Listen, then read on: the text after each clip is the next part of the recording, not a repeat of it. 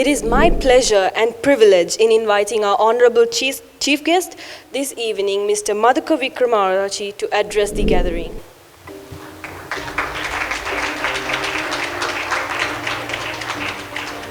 Thank you all. Good evening. Dear Acting Principal, the members of the Board of Directors, the Vice Principal, teachers, parents, and dear students, and of course, I could see Mr. Amanullah, our former principal, is also here as a parent today, so welcome him as well. So before going into my little speech, I just want to recap something that caught my mind. I was talking to a vice principal, Mr. Rukshan, when I saw the tube, the gift that you got. I went to the university before even you were born. And I was, now don't calculate my age, and I got graduated, I think just after your birth. Maybe you are like scrolling around, fumbling, maybe 1.5 years old. So at that time, in the university graduation, because we didn't have this sort of high school graduation, I think none of the teachers had it. We had our A-levels, we go there, we look at the board, 4F, go home. Or otherwise you fight with somebody, and all those days we were trying to fight with the other guys as well. I mean, I went to an all-boys school, to Ananda College, so it's all about action. So this graduation is a novelty for me as well. So the graduation which I saw for the first time was my Bachelor of Arts degree. I was an art graduate. So in the graduation ceremony, with the cloak and all, it's red cloak, I think, for the first degree. You are getting this particular tube, and it's an empty tube. We call it as a hisbate. The reason why you get an empty tube, don't check now, check the tubes, so it's empty or not. Why is that? Because you have to put a guarantee on your cloak. So once you get the tube, you go back, you take the picture with the empty tube, with the cloak. At that time, there were studios, especially with some, backgrounds and all, with some fake books and all. So you take it like this and you get the photo, and you return the tube. No, you're not returning the tube, right? That is for the showcase. You return your cloak, and only that time you get the real certificate. So this is basically an important thing. Otherwise, if you don't return this, no degree. So I remembered this hisbate thing. Just I was asking Mr. Rukshan whether you also got a hisbate. He said, yes, my one is also a hisbate. So that was a time that 20 years ago we could still remember how things have moved. I went to the university in 2000, 1st of January, year 2000. I was a millennial at that time. Okay, so once again, I'm honored and privileged to be here speaking today at the annual graduation ceremony to the class of 2020. First and foremost, I would like to take this opportunity to congratulate the kings and queens here. The kings are here, the queens are here, not crisscrossed, for the achievement that you have made. It's no secret, and I have seen in my own eyes, that the sacrifices that you have made and and the things that you have done to make your parents and the teachers happy. To gain this award, I know that you have worked hard tirelessly and spent long hours of study. But the end result is something rewarding and make you happy and proud about yourself. Dear students, as everyone else also has said, graduation is a time to look back and also to look forward. You can focus on what you have gained so far and also what you have lost on your way, and at the same time, the obstacles that you have to face in this course. To strengthen yourself and to look forward, it is important to look at the negatives and the obstacles that you have faced in the past. When talking about negatives, people tend to quickly explain as to why they are not successful. They will provide a lengthy list of excuses to reason out their problems and why they could not achieve their goals. It's called as cheating. They are cheating themselves. This will result only in stopping us from reaching out to our ultimate goals. The famous Florence Nightingale, I think every one of you know about her, who's known as the Lady with the Lamp and the founder of the modern day nursing, said, "I attribute my success to this. I never gave or took any excuse." So, providing an excuse is cheating yourself. Is that what you want? Is that the parents want? I don't think so. It is not what everyone else wanted. So, providing excuses that you can't do this and that and other thing is basically cheating yourself as well as your parents and teachers and everybody. So, I would not like to hear, I'm telling it to everybody, even in my staff people, no excuses. I think your parents and your teachers are also telling the same thing to you, because excuse is a self-cheat. You have to look the ways in which that you could succeed. You have to see the glass half full, not half empty. And you have to see the rainbow and not the gloomy dark rain. Always try to see the good side of things. That is what makes you stronger. Dear students, setting goals, I heard few words saying about this, but setting goal is something extremely important in our life. It is important in your life, it is important in the teachers' lives, it's important in my life as well as a professional. Setting goal is something for the professional life as well as for your life. And it is something that makes you grow. If I go back to the university time theory, etc., in 1960, this guy called Edwin Locke, he presented a theory, basically, on the goal-setting theory. I think most of the human resource students would know Edwin Locke. And he said, goal-setting is something that motivates an individual. It is an individual motivation theory, but it is basically going for the business people, but there's no harm in applying that into our life as well. So the goals have two characteristics. First is the content, then the intensity. The content refers to the chosen achievement. For example, if you want to get 4 A's in the A-level exam, so go to the university or go to the medical college, that is the content. And the intensity. Intensity is the quantity of physical and mental resources that you are going to put into achieving that particular goal, achieving that particular content. So the most important thing is to identify your abilities. So in goal setting, the first thing is you have to think, who am I? Do I have the resources? Can I do this? These are the self-questioning that you have to do before doing any goal setting. And basically, it's difficult for you in your age to set certain goals for you, in a way. So that is where the parents and the teachers are coming in. They will tell you the best thing to do. They will guide you to whatever you could do.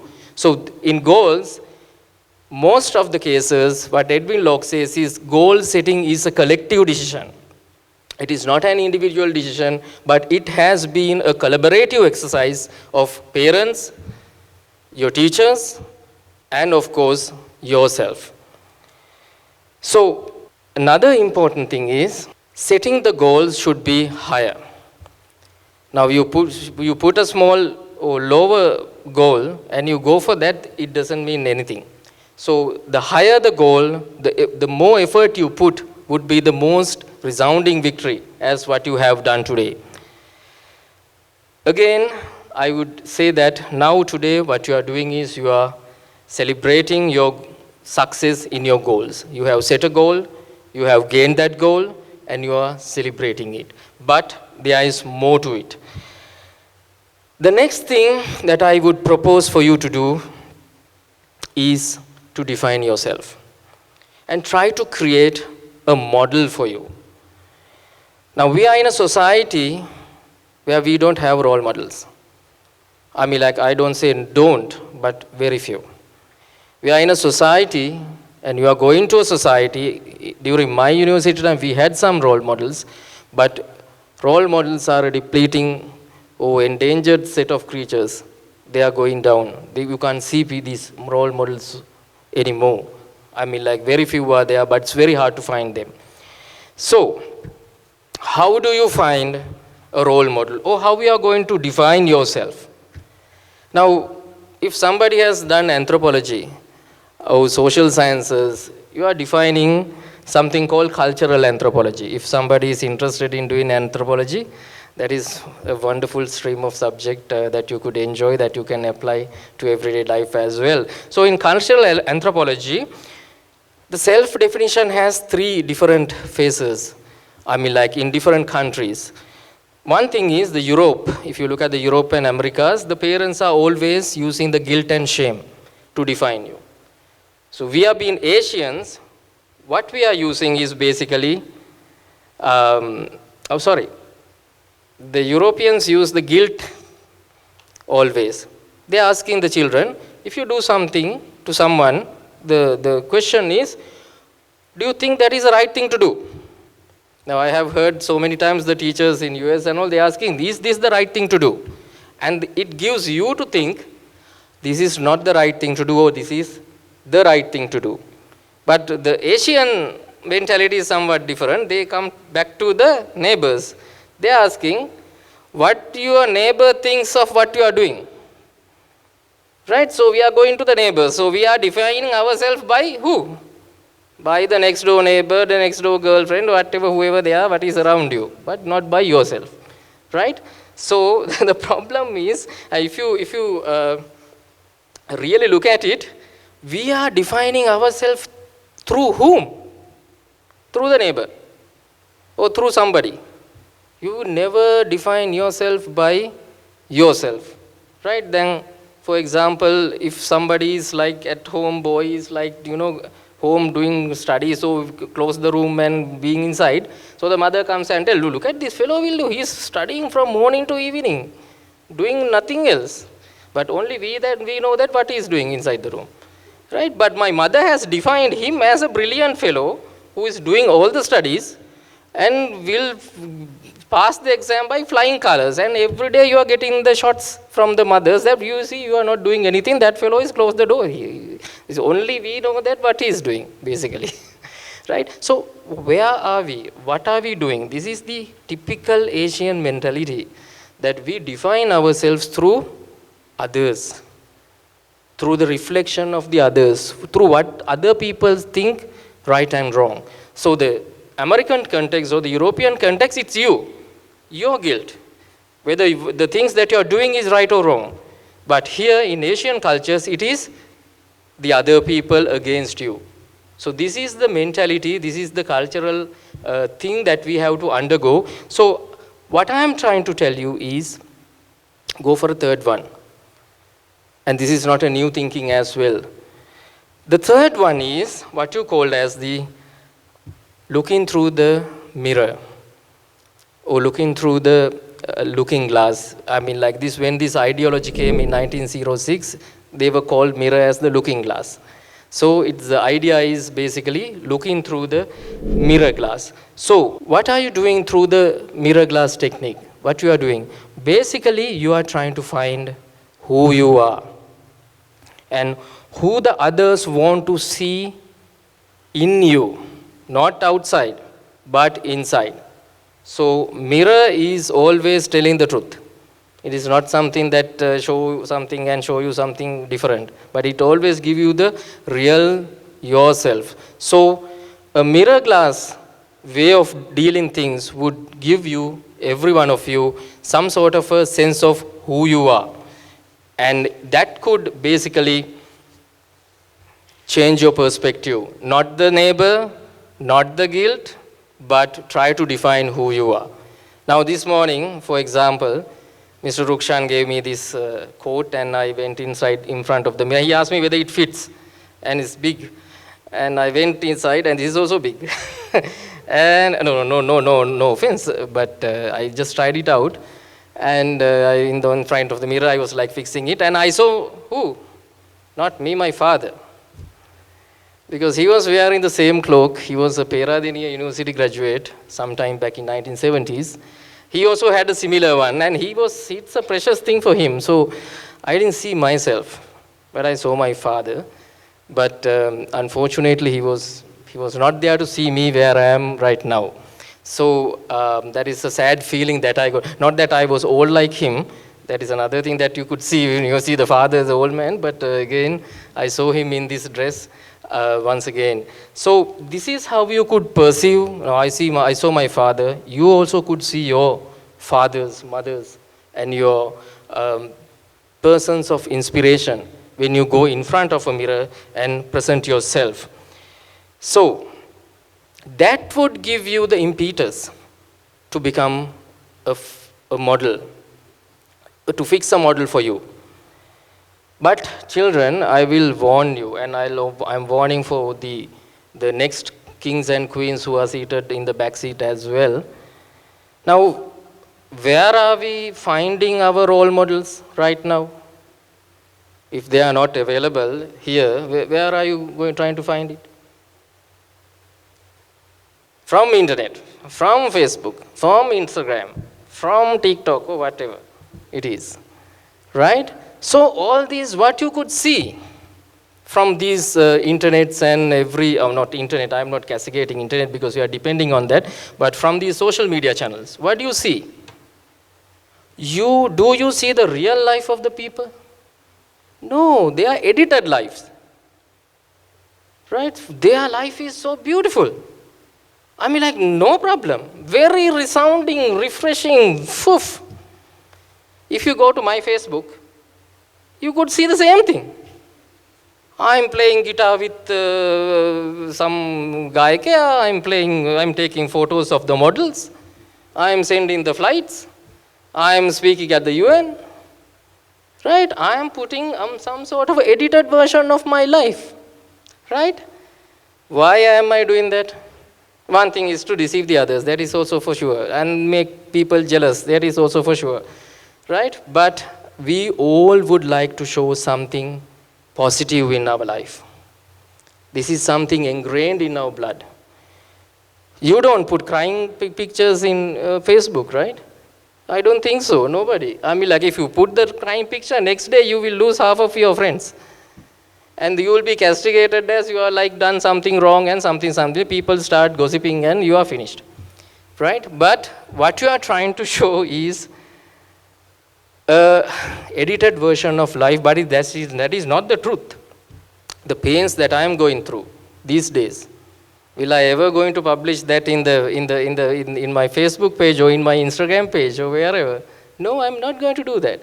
So remember this: whatever you see on Facebooks or on Instagrams or in TikToks or any other media is not the truth.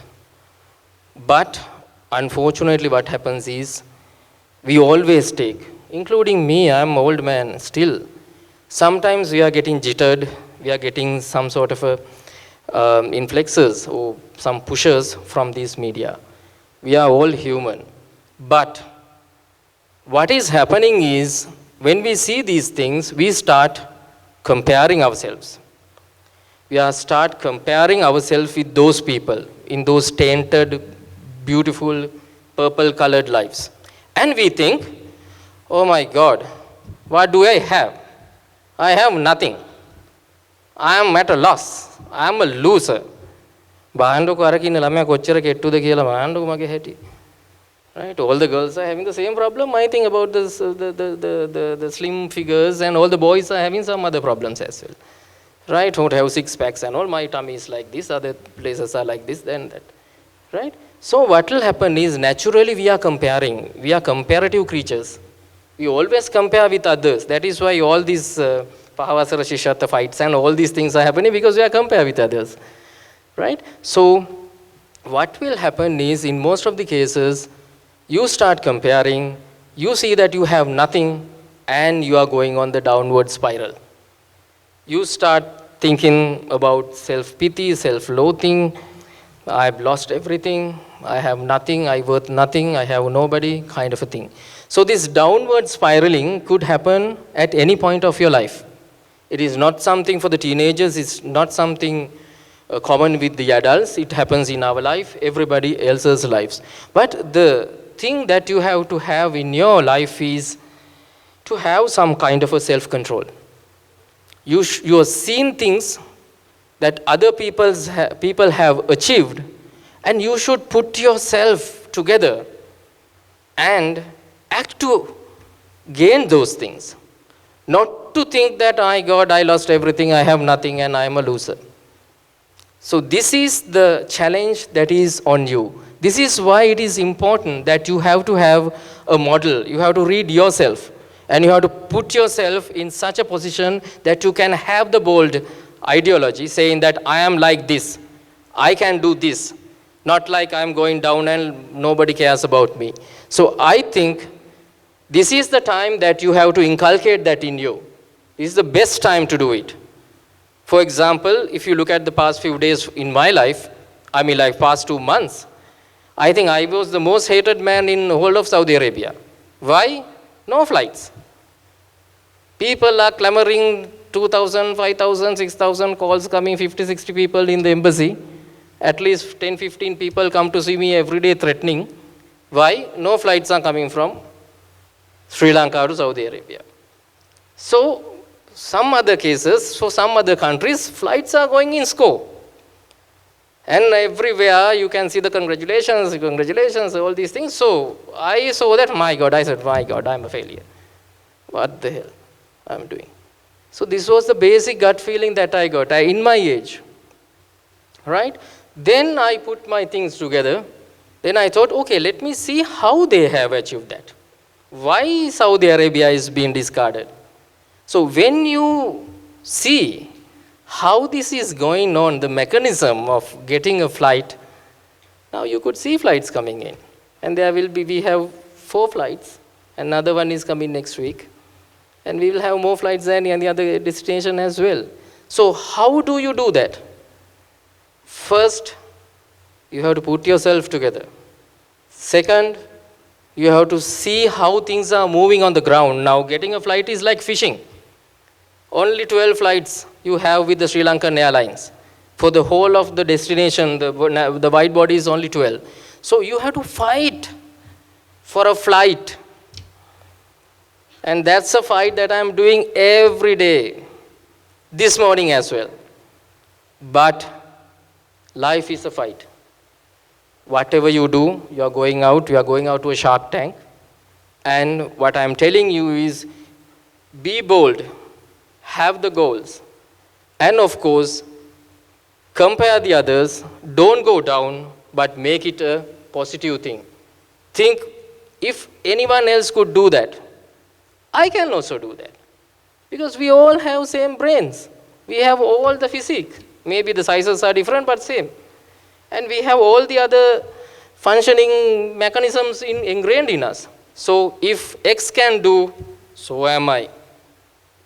Now, Mr. Rukshan told me in this morning, and he asked me certain achievements I have done. And he told me like 3 of the achievements I have done. But there were so many failures as well, guys. So many. Those 3 achievements I'm telling, I did something for the youth. I did something for the Hamaduru also. Then I can go and worship and get the blessings because of the holiday that I did. And from the migrant ladies also I can get something because that resolution also basically negotiated by me. But how many failures did I have?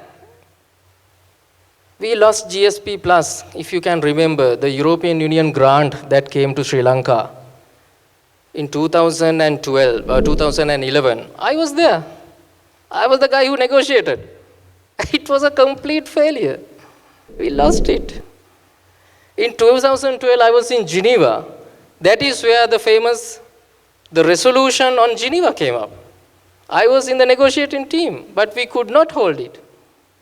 So, as well as the success stories, there are many failures in my life as well. So when you are modeling, be prepared to get the wrong end, I mean like the defeating end as well. And you have to be happy about it. When I lost the GSP Plus, I learned a lot. I learned why we lost it, why Sri Lanka lost it, why this was a political process. When the Human Rights Council issue came, I learned it. So take that all these failures are your learning curves. It's not the successes which really matters to you, it's the failures. So I'm asking each and everyone to think that the Facebook doesn't give you the failures. Your Instagram account doesn't give these failures, but it is only the life experience that you could have while talking, while discussing, that you can get a feel of it basically. So every human life has failures and successes, and don't taint your life and your future dreams through these edited versions of presentations made by the people. So lastly, I think I'm taking more time than I intended to. I would like to give you a final advice. That is, when you go inside the mirror, as I told you, when you see yourself in the mirror, change some outfits, put something different, see what you could feel it and whether you could fit it. But the first thing that you should see is your future when you look at the glass, when you see the mirror. Then you can define yourself that I'm going to be someone like that. The second thing that you should do is that you have to think back what your parents have told you, what your parents have inculcated in you.